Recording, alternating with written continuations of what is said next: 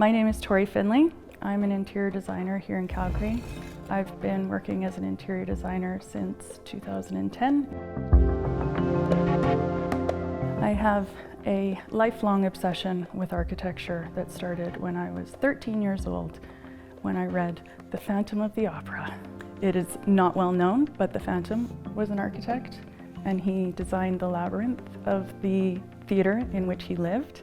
And I read that book at 13 years old and decided that I wanted to become an architect. Art and architecture have existed together for millennia. People have been making art since men have been able to stand upright, and people have been making buildings to live inside of. Maybe they used to be mud huts once upon a time. But then when people stopped being nomadic was when it started to get really cool. Art became part of our buildings. At first, it used to just adorn our buildings. So we used to have frescoes painted on walls, or you'd have stained glass windows in your buildings. The buildings themselves started to become pieces of art. When you look at certain structures, like for example, Santiago Calatrava, he designs bridges. And we have one in our city, the Peace Bridge.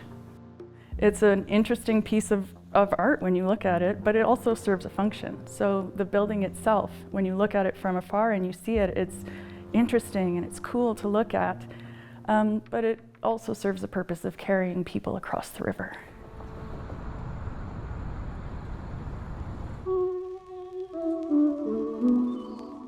We spend a significant amount of our time inside buildings as human beings, and we understand that it massively has an impact on how we feel and how we function and how productive we are. So in architecture, there's certain elements, when combined together, create different feelings. In churches, for example, when you'd go inside them, you would have this feeling of awe and inspiration. On the inverse, there are buildings that are meant to feel scary or daunting. Like you look at prisons, they're designed to make you feel like you can't get in, and they're designed to make you feel like you can't get out. Those factors are done intentionally often.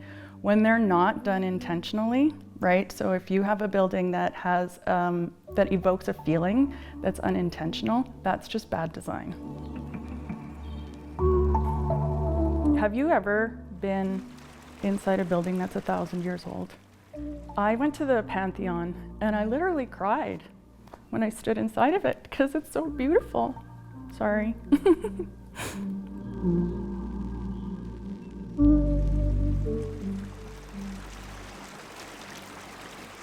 Another reason that I love architecture is because it is our connection to the past. If you think about Stonehenge, like that structure was left there by a group of nomadic people so that they could visit it and they could feel awe when they saw it. And people today still feel that.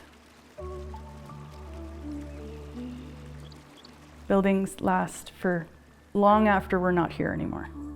And it is really unique for us as humans to have the experience to stand in the same place as somebody who lived thousands of years ago, and to see what they saw and to feel what they feel.